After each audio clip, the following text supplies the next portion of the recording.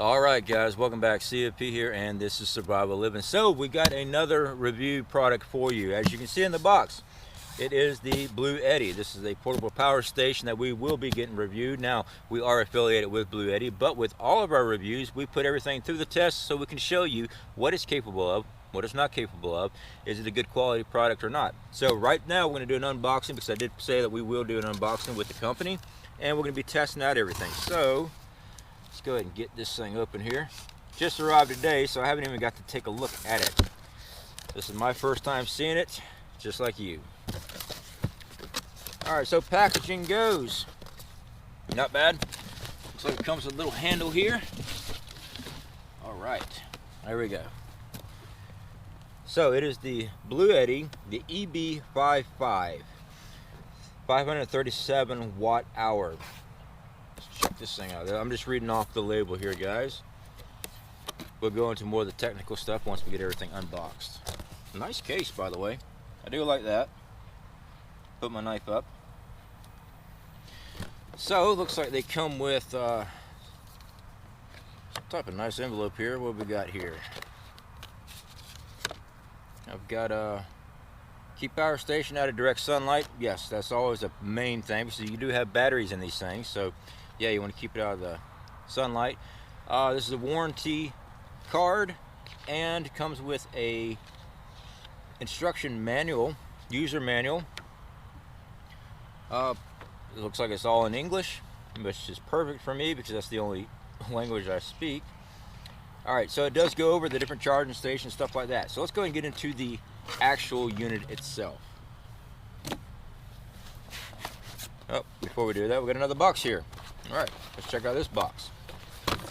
Okay, so this box here comes with all of our charging equipment. That's what this is. Alright, so we got a charging box here. We got a cigarette lighter adapter. We have wall outlet adapter. And we have, check that out, comes with its own solar adapter. Those are MC4 connectors, and that will probably be what's going into the unit itself. And it comes with a cable organizer. Now, I am impressed that it did come with the solar adapter. That's freaking amazing. I love that they did that. Most solar power station stuff, you know, portable power stations I've come across, you got to buy this separate. They've included it with this one. So basically, you got everything you need for charging up. Okay, so let's get on in here, move this packaging, nice foam protective packaging here. And it comes in a bag, and has a nice little handle here. Ah, not too shabby. I'm gonna flip this box over so we can keep this in the shot. Alright, so we have our unit. It's not too big, it's lightweight. I would say, rough estimate, maybe about 15 pounds, close to. It's got a wireless charging output of 15 watts, right here on the top. Right there. Really neat, a wireless charger. I like that. I guess you can put your phone or something like that on it. I have to read the instructions to actually know. Alright, so we have an input here for our charging station. Yes, so we have a regular wall outlet adapter here, and also our solar or our car battery adapter. We got our USB ports right here. This looks like the power on for the AC, for your regular plugs that you'll be running things inside the house. And then you also have a DC port for DC appliances. So that's actually really neat.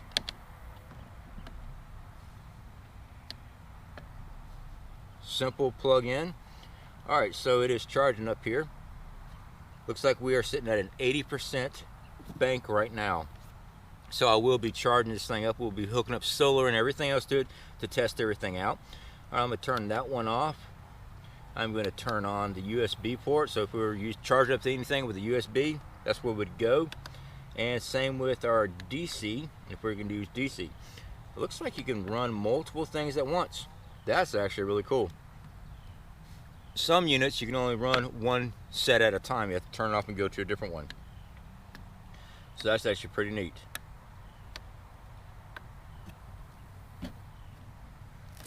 Alright, so like I was showing it there, it is a wireless charging output of 15 watts. So I'm guessing that's right there. Now on the back side of this thing, I did not notice this before. It says light. Interesting.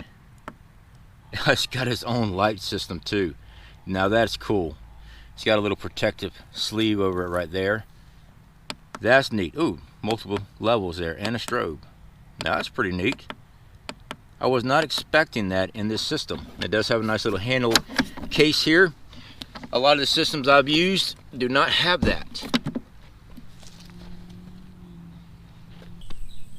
Alright guys, so what we want to do is test out this adapter plug that they have that came with the Bluetti.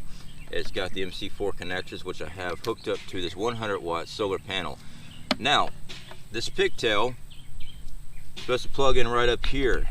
With the solar, you're able to plug in 200 watts of solar power to charge up.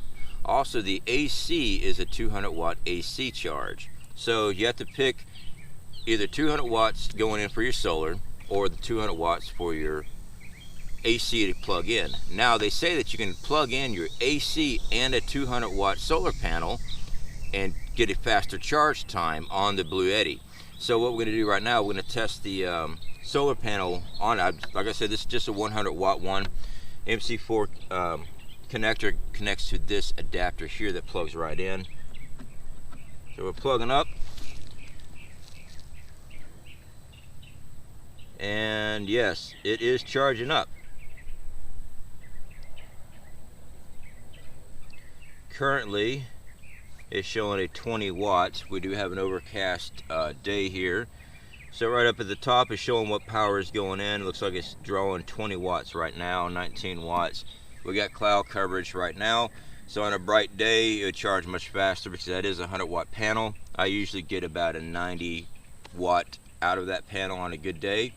So, you know, you could adjust it out, whatever, but right now we got gray skies up above, so right now we are only pulling in a 20 watt input right now. There's a 22 because the sun started coming out, 25. So once the sun clears out, once all the clouds get out of the way, we'll probably charge a lot faster. It's 29 right now, 25.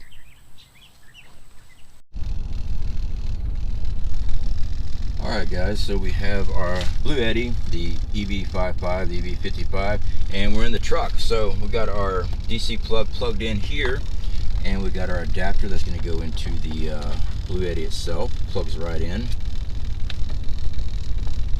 So while you're riding down the road, you can actually be charging up your system. I do not recommend just plugging this up on your DC and having your vehicle off because it will drain your batteries. But if you're riding down the road in between locations or things like that, you got to charge up your system. Simple, easy to do. Plug it in, ride down the road, and she'll be charging up for you. Alright guys, so we went ahead and grabbed a bunch of our tools up that we use in other reviews against these portable power stations. So I want to take the same type of equipment and put it against the Bluetti. So one thing I did notice about the Bluetti is that it does have a manual output. Kind of shows you what wattage you're using and stuff like that, because I do have my kilowatt meter here. So I wanted to test this out. So we got the circular saw here. Get this situated here so we're not throwing sawdust everywhere all over the unit itself. Make sure we're still in the frame. All right, so see if it powers up.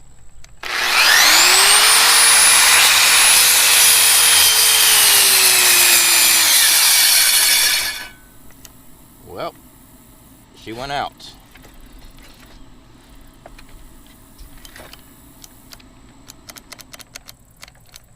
Alright, so the circular saw seems to be a little too much for this one. Now the circular saw is a lot. This thing does have a 1400 watt kick, 700 watt continuous. So obviously this saw uses more than 700 watts. As a matter of fact, let me see here. We got a 10 amp is what it says it pulls on the system itself as far as the circular saw. So it wasn't able to run that, but we do have other tools that we can test out. So we got our jigsaw here. Just put it back in the same cut. See if we can run this.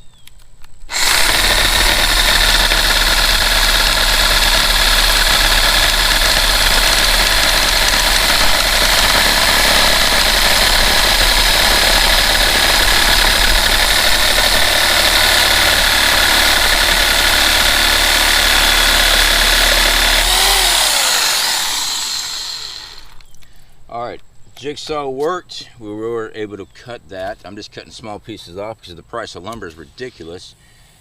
All right, we're going to turn our power back on here. So our readout still showing full charge on the system. So the jigsaw worked, which is of course less power. These circular saws are power killers. I've said it before in the past, they are hard to keep up with. This is only a 700 watt system with a 1400 watt kick. It did start the saw, but it just wasn't enough to keep it running. Okay, so we have our DeWalt grinder here. Curious if it'll run this.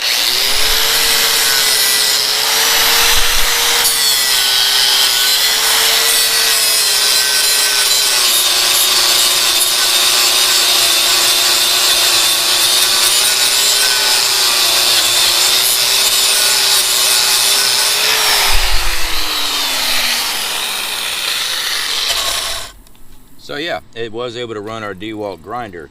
All right, so far jigsaw grinder worked.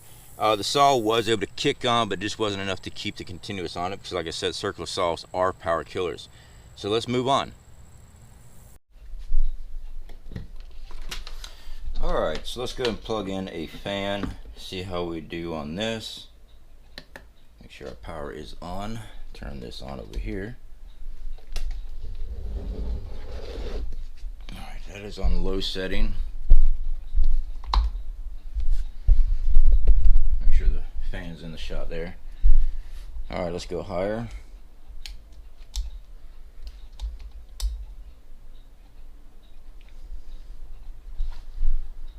Let's go full blast. All right, so that is on high on the fan. Looks like we're using 22 watts. Still showing full capacity.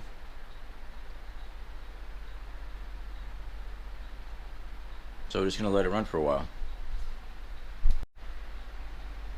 Alright guys, so we've had this fan running for a minute. Let me go turn the power back on. We are using 22 watts of power. This is the cord for the fan. And yeah, we're still full battery bank. The coolant system for the Blue Yeti has not kicked on yet, so that's good. I mean, it's not working overtime or anything like that, and it's running this fan on high, and we haven't had any issues. So let's move on. All right, so let's check out the lighting.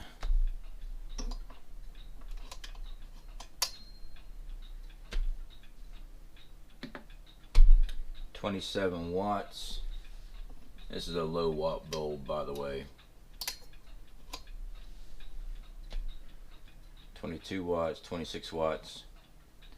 Yeah, I mean, it's not even putting the inverter through anything. We can actually add more. We got 3 more plugs here. We could add up to 700 watts. This is only 26 watts currently being used. We can add 2, and as long as you're not running anything over 700 watts, you'll be fine running stuff.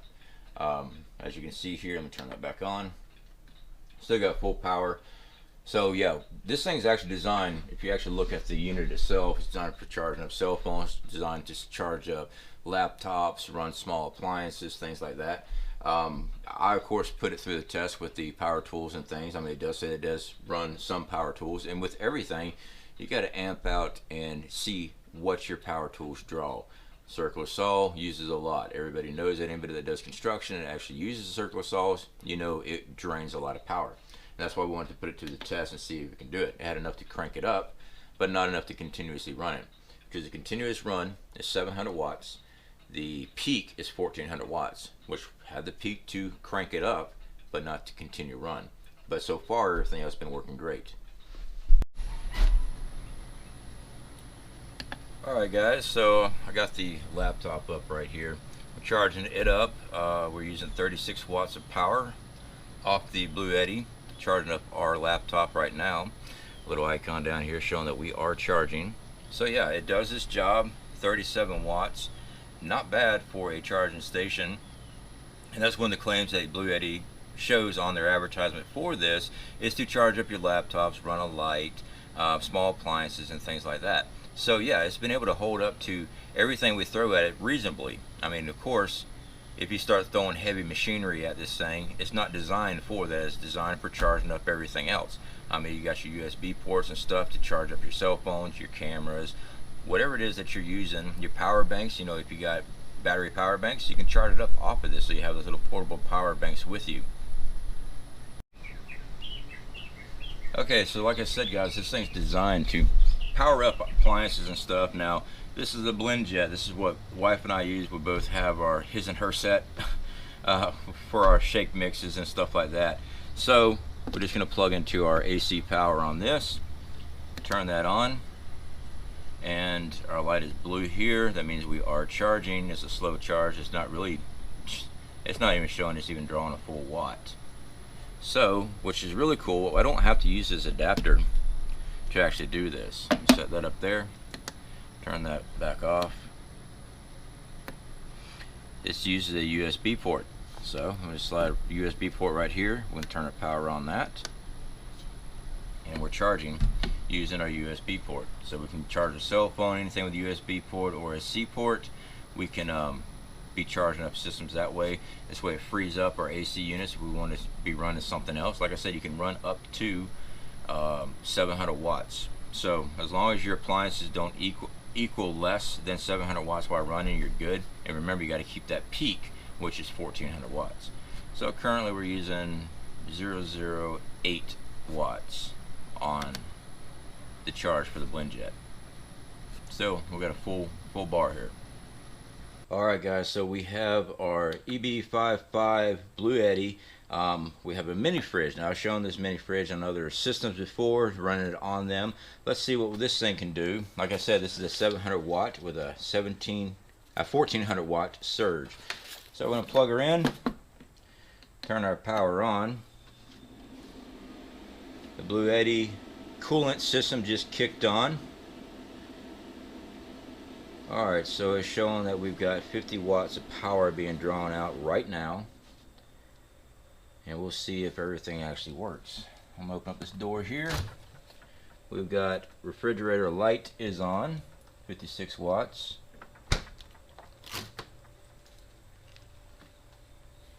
And we'll have to find out. We're going to let this run for a while.